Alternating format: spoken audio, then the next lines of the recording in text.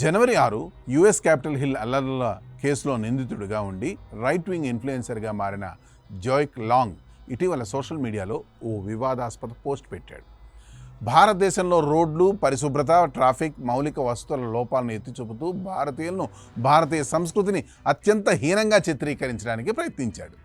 భారత్ను ఒక నివాస యోగ్యం కాని దేశంగా అభివర్ణిస్తూ పాశ్చాత్య దేశాల సంస్కృతి మాత్రమే గొప్పదనే అహంకారాన్ని తన పోస్టులో ప్రదర్శించాడు.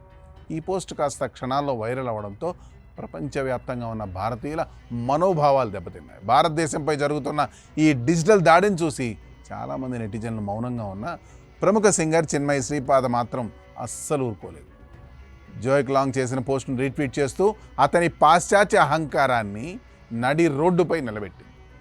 పాశ్చాత్య దేశాల్లో జరుగుతున్న దారుణాలను, అక్కడి నేరాల రికార్డులను ఎత్తి చూపుతూ ఆమె ఇచ్చిన కౌంటర్ నెటిజన్లు విపరీతంగా ఆకట్టుకుంది.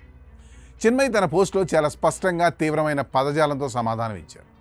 మా దేశాన్ని విమర్శించే ముందు మీ అమెరికాలో ఏం జరుగుతుందో ఒక్కసారి చూసుకోండి. మీ దేశంలో ప్రతిరోజు స్కూల్ పిల్లలపై జరుగుతున్న మాస్ షూటింగ్స్, అలాగే గన్ వైలెన్స్ గురించి ఏం సమాధానం చెప్తారు?